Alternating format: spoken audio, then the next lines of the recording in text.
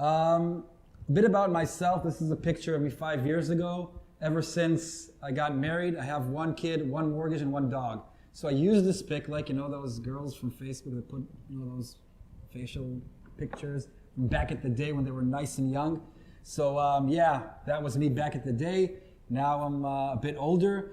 From Tel Aviv, so excuse any, language glitches. I'm not a native English speaker, even though my accent is, as if I'm American, but I'm not. My background is industrial engineering. I'm an industrial engineer, did a lot of data analysis and information systems engineering. I consulted back at the day to B2C companies on how to do better customer retention across a variety of verticals. And at some point I pivoted my career to do B2B marketing. So today I'm head of marketing for Optimove. Hopefully I'm doing a good job. So you're supposed to know who Optimove is. Just to make sure, so I'll say what we do. So Optimove is a customer marketing cloud. We help B2C businesses with a focus on social gaming and real money gaming and how to maximize the lifetime value of their existing customers. We couple together the worlds of predictive analytics with campaign automation to bring in smarter marketing to existing customers. Hope that all makes sense. So this is the way we like to brag. So we're trusted by over 200 brands.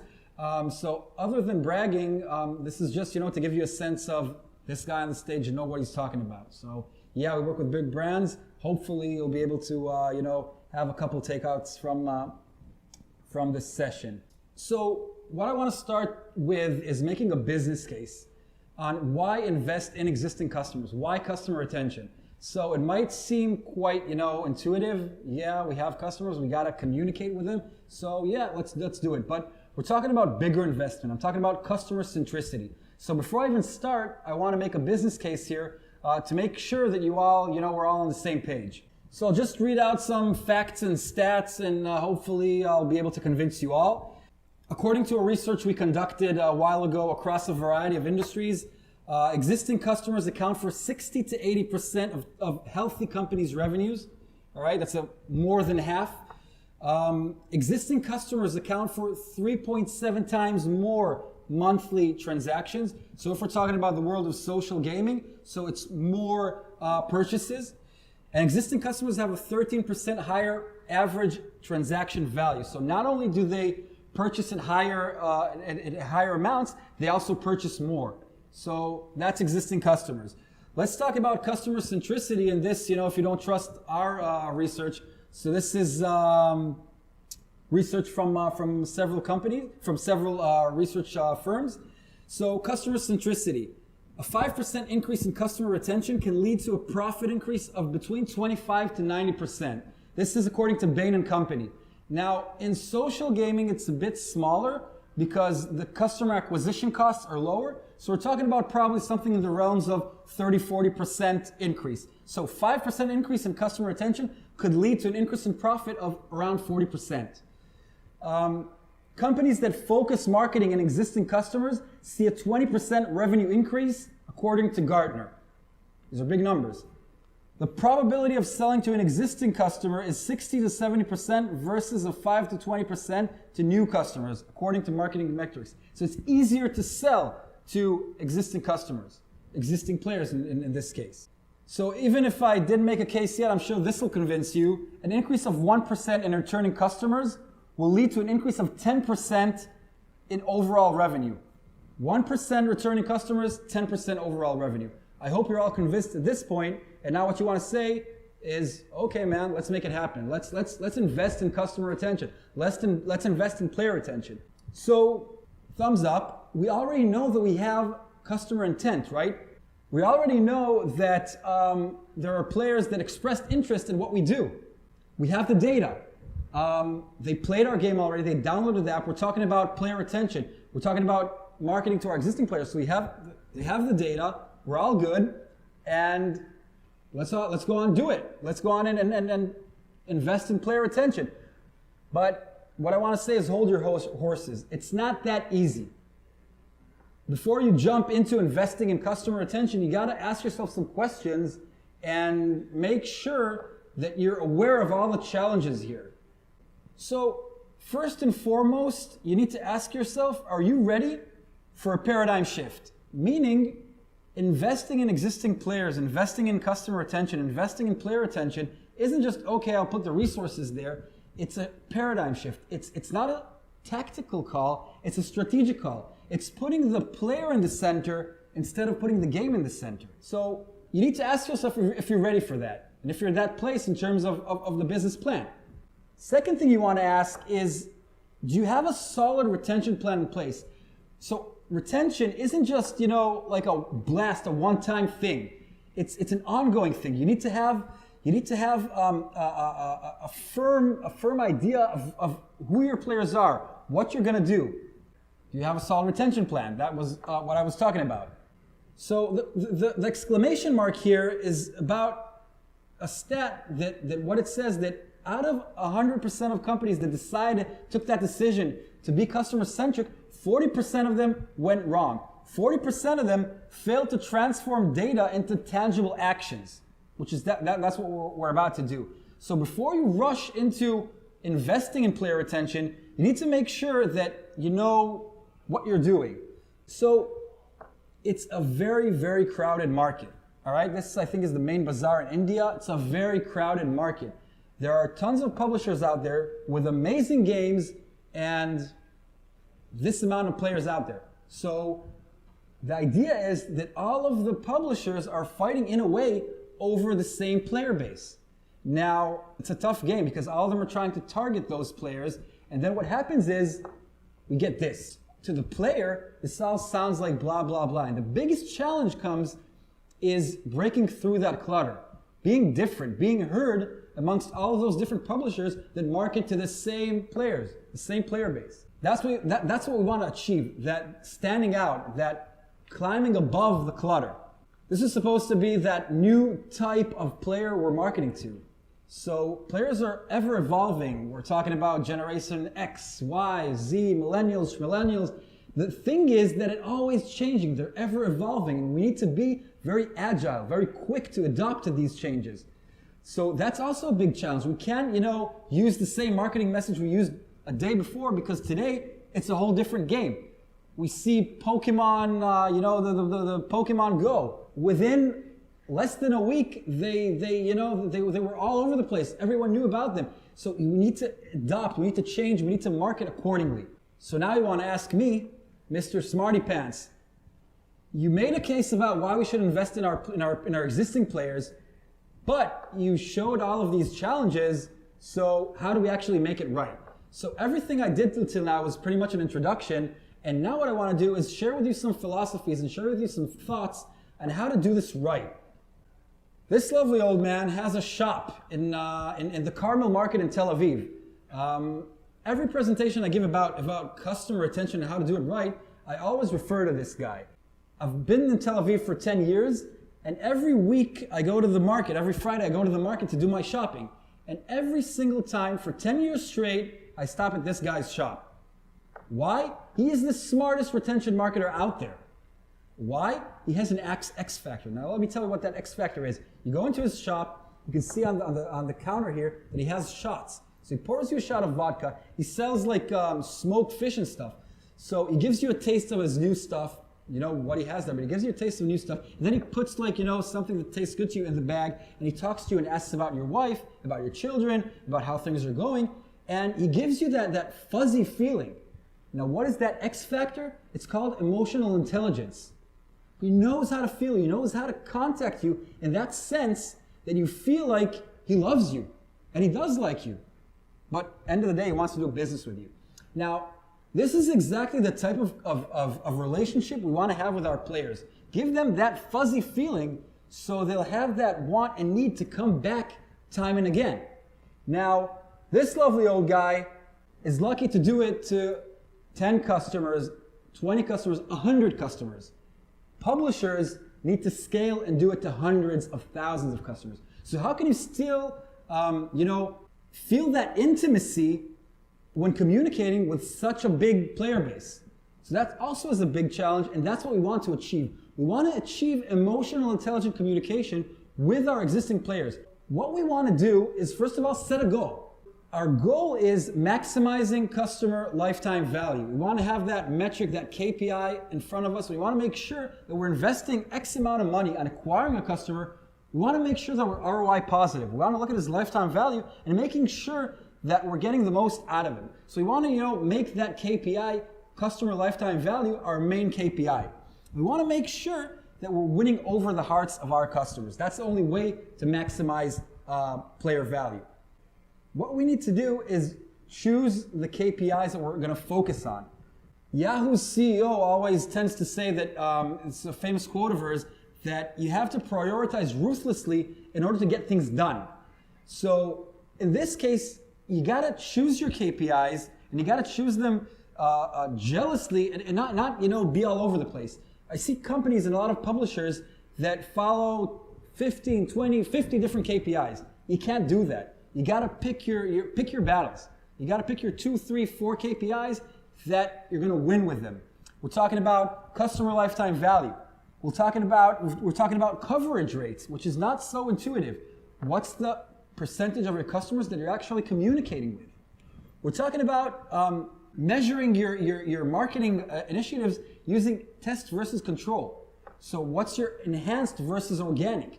What's your actually financial uplift? Click rates, open rates, all that stuff is pretty much old school.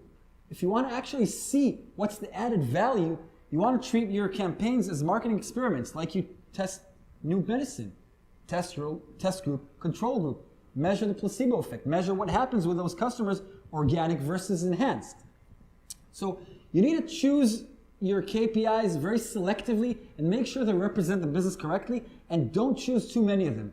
There's a big, big Torah around Singlytics. Choose 1 or 2 metrics and be jealous about them. And Facebook does that a lot. Each department chooses its one key metric, and that's their Bible.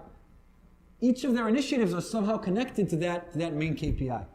So that's one of the tips I can also give you out today. Another thing is find the white space. Now, when I'm saying find the white space, this also comes back to Yahoo CEO, prioritize ruthlessly. You can't invest in everything. You want to pick your battles. You want to see where you invest in. Where do you want to invest? Where you get the most ROI. Find those white spaces. Everyone invests in their whales, right? Now, how about investing in those players that give you the signs that they're likely to be whales, and then investing into nurturing them? Think about the future. Whales like playing. They like the game. Yeah, you got to make them come back time and again. But how about those that have potential to become whales, but they won't because, they fell through the cracks?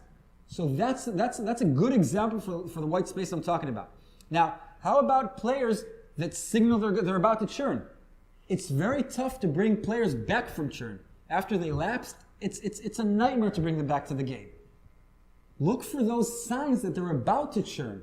Look for their average play frequency and look when they're exceeding that frequency. Take action. Bring them back to the game. So find those white spaces. Segmentation. Hopefully you all do segmentation.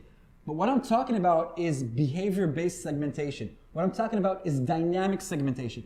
That segmentation is the forefront, is the base of any personalized marketing you might do and any emotional intelligence communication you might have. You need to understand who your customers are.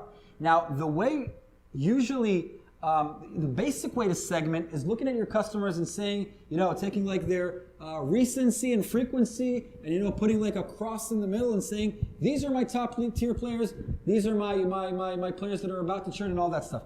Use cluster analysis. Use dynamic segmentation methods. That's the only way to actually know who your customers are and keep up with them, because the segmentation changes on a daily basis. So regardless of how you segment, of which segments you have, make sure that you have a proper segmentation mechanism in place. What you see here is an iterative process, an image of an iterative process of how you get things done in terms of personal marketing. You can't start with investing in personalization, investing in player attention, and treat tomorrow thousands of different segments. You need to start small. Pick your battles. Pick those 3, 4, 5 different segments that you're gonna treat, you're gonna master them, understand what makes them tick, understand what you gotta feed them with, understand how to control them and bring them back to the game and see exactly what they do. Once you master that, break them down into more and more segments, right? So it's an iterative approach, an agile approach. Start small and then master that and continue on breaking down. Another thing is a big buzzword recently is customer journeys, player journeys. It's a linear approach of saying, okay, this is download app, give this action, then push into the second place in that route. So first purchase, give him that, and pushing him into a certain linear route. Now, the term of customer journeys is a B2B term. Because in B2B, you have this many journeys a certain prospective customers can go through. But in B2C, that doesn't exist. There's an infinite amount of journeys. So what you want to do, and this is also part of the paradigm shift, you need to start to think differently. You need to start to think in player states. So it's a memoryless system. Let's define certain states when the customer reaches them, regardless of how they reach them, they're going to get a certain treatment. So if I haven't seen a certain player for, let's say, 2 times more than his average frequency, let's take action. Regardless of what got him there, let's take action. And then if he comes back to the game, let's give him this welcome award. And regardless of how he got back to the game, the idea is it's a memoryless system. So what you generate is a system where you have different states in the customer journey, and then you target each and every customer, each and every player, wherever he's at, regardless of that route, that linear route. Cross-channel, enough said. Understand the channels you can communicate with your players, and make sure that you do crosses, meaning you can use Facebook custom audience to talk with your existing players on a very granular level, but they won't necessarily see that. So also add to that push notifications, or a thing that we see a lot in retail, by the way, is text messages with emails. So emails usually are considered spam. Most people don't read them. But text messages have 100% open rate almost, right? You get a text message, you're always going to open it. So text message, hey, go look at your email. We have a crazy offer for you. And then you make sure that they're going to see that offer, click on it, and get back to the shop or back to the game. So understand your channels, understand the different characteristics of each channel, and make sure that you utilize all of these channels. Real-time versus scheduled campaigns, pre-scheduled campaigns. So I'm not saying use one of each. I'm not saying use one or the other. I'm saying use both, but understand what they do. I'm going to give another example from the world of retail, just because it makes better sense. So think about what is the effort you want to make as a retailer to bring a certain customer into the shop versus which type of marketing you do when he's already inside the shop.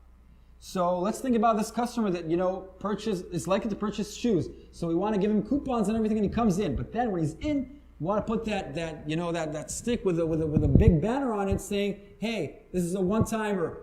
Buy one, get the other one free." That's real-time marketing. He's in there. He's a captive audience, right? So we need to understand the differences between channels. So churn players, real-time wouldn't help. We need a pre-scheduled campaign to get them back in. But once they're in, make sure that if they have a big loss, you have a real-time campaign in place to reimburse them for their loss, right? Make sure you understand real-time, you understand pre-scheduled, and you know how to marry them. Now, the numbers here, so every year we do like an annual report on the amount of on Optimum users and which channel do they use. So what we see here is the differences between 2014 and 2015. During 2015, we sent out 2.6 billion interactions on behalf of our customers. And what we see in the difference between 2014 and 2016 is the increases in, you see the left 3 columns is all mobile. So we see that mobile is king. I don't need to say that, but just understand how this grows and what the trends are throughout time. All right, there are channels that are already dead, but there are channels that we need to utilize. I'm just about to finish, and last but not least is this approach that I want to talk about is monetize at the end of it all. First of all, understand who your players are. Get to know them. Second, interact with them. Get to, touch base, see what they're all about. And last but not least, monetize. So it's like that guy from the market I spoke about, right? He first of all, asks questions. He sees who you are. Then he interacts. He pours you that shot of vodka. And then does he sell you? And he's not cheap. He sells for a high amount, but you're willing to pay that price because you're in love, right? So this loop makes a lot of sense. Understand, interact, and engage. And once again, just talking about these numbers, so an increase of 1% in returning customers will lead to an increase of 10% in overall revenue. Invest in your existing players because they're the next growth engine of your game, of your publication. I hope I was good enough for you all, and thank you very much.